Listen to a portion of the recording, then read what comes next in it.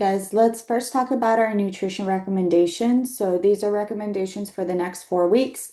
You want to limit your added sugar. So for women, the recommendation right now is 20-25 grams of sugar per day. I think men is around 30 to 35 grams. They metabolize things a little bit differently than we do. So our goal is to keep your added sugar to 15 to 20 grams per day. So this is different than total sugar because things like fruit and complex carbs and things like that have naturally occurring sugar in it. So when you're looking at a nutrition label, you're going to look at total sugars, and then under total sugars is going to be added sugars. And that's what you want to keep track of throughout the day is how much added sugar you're getting. And per serving, you want around 3 to 4 grams with getting around no more than 20 grams per day is going to be the goal for the next 4 weeks. So the first week of doing this, if this is your first time paying attention to added sugar, you might be a little shocked at how much things have added sugar, especially drinks. So just be cautious of what you're eating and drinking and always check within the first week. After a while, you'll get the hang of the things that you eat and how much sugar it has, so you won't have to track it.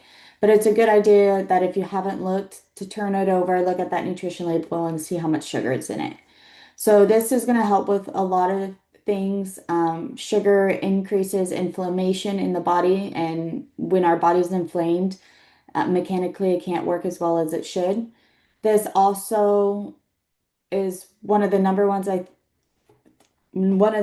things I see with clients and women is a overabundance of sugar and candida overgrowth. So you really want to limit your added sugar.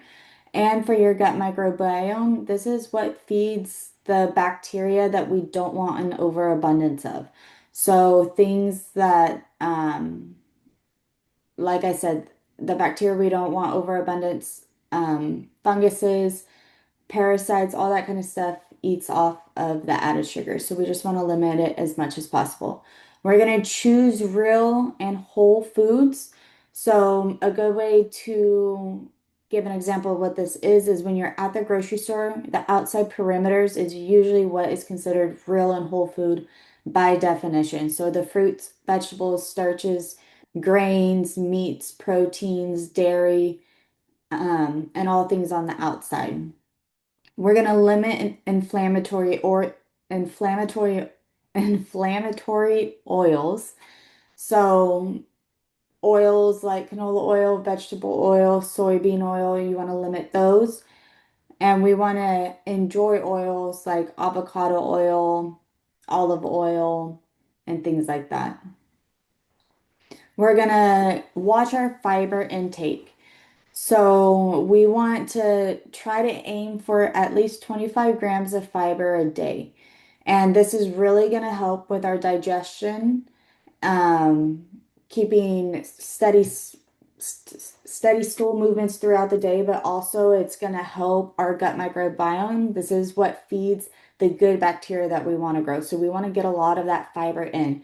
You could get a lot of fiber from fruits and vegetables. You could get a lot of fiber from lentils and legumes.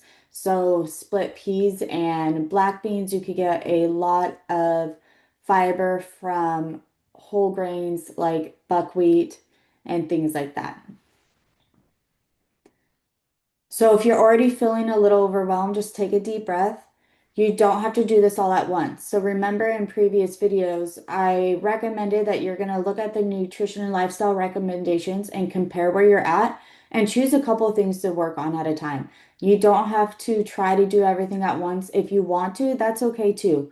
But try to at least do one thing at a time. Give yourself a week to incorporate it into your lifestyle and then move on from there. So, for general guidance on portion awareness, this really is case per case, depending on who you are, your height, your weight, your physical activity level, your goals, all of that. So, it's hard to give you a general recommendation.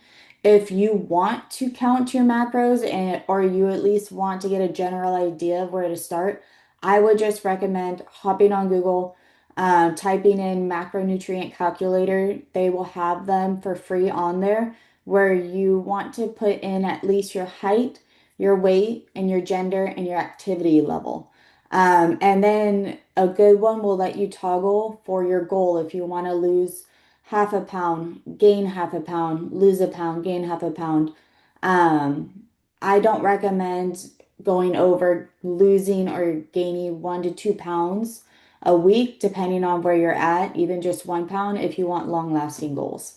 So if you want a little bit more numbers to go off of, I would just hop on and get a general idea there. So that's nutrition recommendations. Like I said, if that's a lot, you're going to break it down one by one and just choose one thing to start with.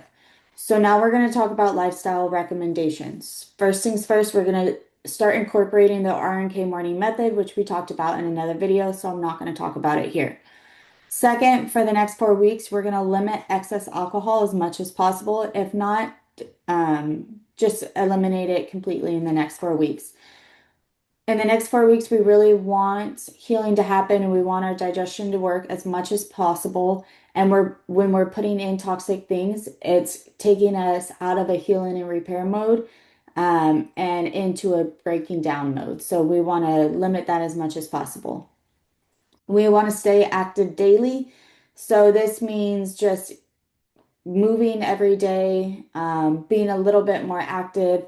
If you're living more of a sedentary lifestyle, going on more walks, stretching, working on mobility, that is a big thing. If you're going to start anything, just start looking at mobility workouts on YouTube. Um, any light activity counts, a light bike ride, things like that. I also recommend for the next 4 weeks, for 4 days out of the week, to exercise at a rate that's raising your heart rate. And then out of those 4 days, 2 of those days, try to do resistance training or weight training. So that can mean going to the gym and using some of the equipment there, the dumbbells there. That means you could be at home using the dumbbells or bands. If you're coming from a position where you haven't worked out at all, sometimes body weight is enough resistance training, doing push-ups against the wall, and things like that. If you go onto my YouTube, which is where you're watching all these videos, I have some workout videos there where if you don't know where to start, YouTube's a great place. So just watch those videos and you can find other videos on YouTube as well. So exercising, we're going to be moving daily, even if it's your off day, not one of those 4 workout days. We're going to have an active day. If you're stretching out your muscles, if you're a little sore, if you're going outside and going for a walk, we want to be active. The last thing is we want to get fresh air daily. I want you to go outside every single day. If possible, go outside first thing in the morning when you wake up. Maybe you're making your cup of tea, having your bit of protein before your coffee. Go outside, breathe the fresh air, and let that fresh sunshine hit on your face. That's going to make a difference in your energy level throughout the day. So those are your lifestyle recommendations. So like I said, if it all feels a little overwhelming, just hit one or two in each of the nutrition and lifestyle to get started and bring that over to your goals. When we're doing our goal video, we're going to break down how we can create goals from using these. So make sure you watch that as well.